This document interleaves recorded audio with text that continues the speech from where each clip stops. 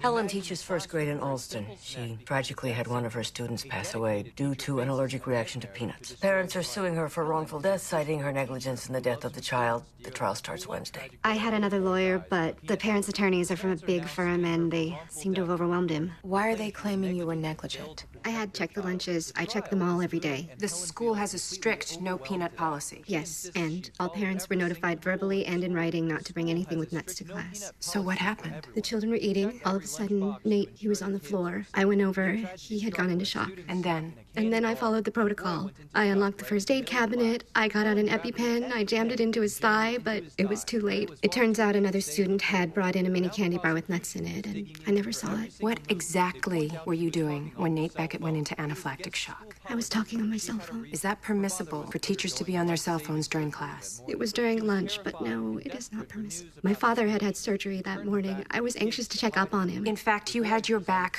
turned on your students as you spoke on the phone. My father had a life-threatening condition. I didn't want to alarm the students. How long had Nate been on the floor before you noticed him? The children started to scream, so I don't know, not long. 20 seconds? At the most, I would say under. But possibly 20 seconds? Possibly. How long have you been a teacher? 7 years. Has anything like this ever happened in your class before? No. I know I shouldn't have been on my cell phone. If I may ask, what was the outcome of your dad's surgery? He didn't make it. Mrs. Beckett, this lawsuit can't bring your son back. No, but maybe it can save someone else's child. And like my husband said, there are millions of children with autoimmune diseases, many in public schools relying on a standard of care. If this lawsuit can sound a bell, we count on our teachers. My God, we trust you with our babies. I don't mean to be insensitive, but you're a person of means, are you not, Mrs. Beckett? I'm financially secure. If you think for a second that eases my pain. I'm sure that it doesn't, but you had the means to hire a shadow nurse, didn't you? Some parents do that. They sit in the back of the classroom pretending to be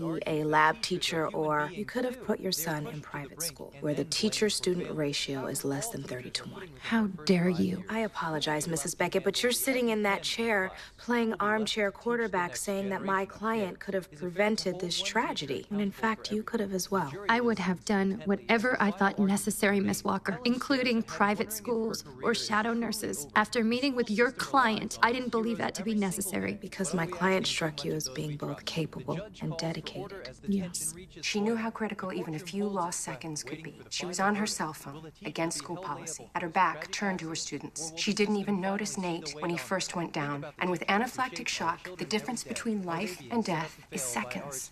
Now, if this were an isolated incident, if Nate had suffered some sort of freak reaction, I suppose we could all say, well, sometimes bad things happen. But the reality is that kids with special needs, with medical needs, are now mainstreamed in our public schools.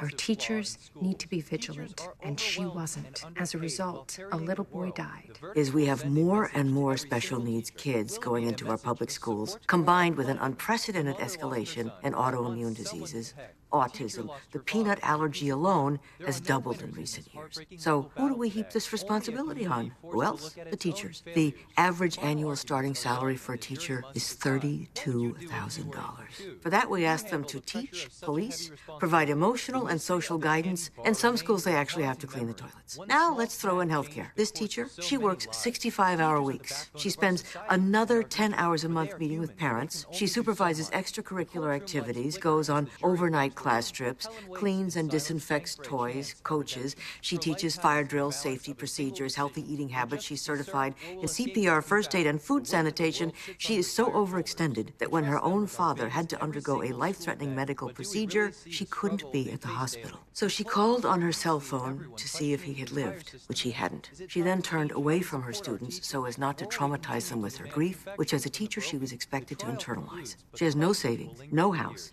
And today she's being sued because without her knowledge, one of her students snuck a bite-sized candy bar containing traces of peanut into her classroom. Now she's being publicly blamed for the death of a child whose parents had the means to implement a multitude of safeguards. They implemented none of them except a teacher. Is it any wonder half our teachers are quitting the profession outright within 5 years? Never mind who's going to handle the EpiPen. Who's going to teach?